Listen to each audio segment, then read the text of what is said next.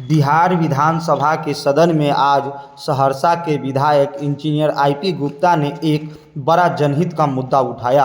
उन्होंने कहा कि जो लोग हमारे शहर को साफ रखते हैं उन्हें रहने के लिए पक्का घर मिलना चाहिए। आइए सुनते हैं सदन में उनका पूरा वक्तव्य। उन्होंने क्या कहा। अध्यक्ष महोदय, मेरा प्रश्न उत्तर मिला है। सहरसा नगर निगम के सफाई कर्मचारी के लिए बहुमंजिली इमारत बनाकर उनको घर देने की बात थी, लेकिन जो उत्तर मिला है उससे तो कोई भी सहमत नहीं हो सकता है कि जो जवाब मिला है, जैसे लगता है कि माननीय मंत्री महोदय को गुमराह किया गया। आपको बता दूं, माननीय मुख्यमंत्री जी यहाँ बैठे हुए हैं। देश का बिहार इकलौता राज्य है जहां प्रधानमंत्री आवास योजना के तहत वैसे लाभुक जिसके कवर नहीं हो रहे थे, माननीय मुख्यमंत्री जी ने मुख्यमंत्री आवास योजना निकाल के वैसे लोगों को घर दिया है महोदय। इसके लिए मैं माननीय मुख्यमंत्री जी को धन्यवाद देना चाहता हूँ। ये जो पूरा शहर है, ये जो सफाई कर्मचारी है पूरे शहर को साफ करता है। मैं उसके गांव में घर में गया सर, एक एक घर में 3-3 4-4 फैमिली रह रहे हैं और ये जवाब आया कि भाई भूमि नहीं है।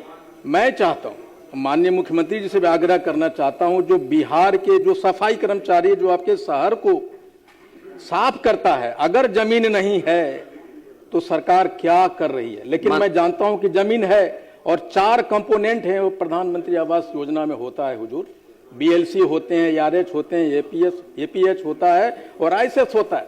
ये भी प्रोविजन है कि अगर सरकारी बिल्डिंग वहां यूं ही पड़ा है खंडर तो रेंटल पे दीजिए, जमीन दीजिए। सहरसा नगर निगम में जमीन है।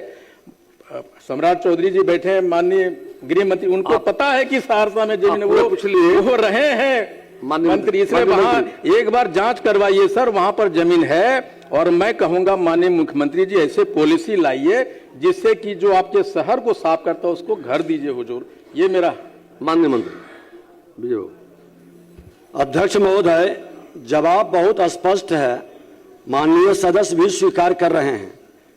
इन्होंने कहा कि बहुमंजिली इमारत निर्माण के लिए तो भूमि उपलब्ध होगा तो अग्रतर कार्रवाई की जाएगी। सरकार आपके विषय पर तो गंभीर है ही और ऐसे भी यह अनुभवी है। उस विभाग के अंतर्गत, जिस विभाग के अंतर्गत प्रधानमंत्री आवास योजना गरीबों को, भूमिहीनों के लिए पूरी तरह से सजगता के साथ काम कर रही है, तो इनका तो अपना भी अनुभव है। ये जानते भी हैं कि प्रक्रिया है, उस प्रक्रिया के तहत लोगों को उपलब्धता की सूची नियमानुकूल बना हुआ है। सर, मैं ये नहीं कह रहा कि सरकार सजग नहीं है, संवेदनशील भी है। 10 बरस से प्रधानमंत्री आवास योजना चल रहा है हुजूर, और मैं जानता हूं सर, जमीन आपको जो रिपोर्ट मुहैया कराया गया वो सही नहीं है।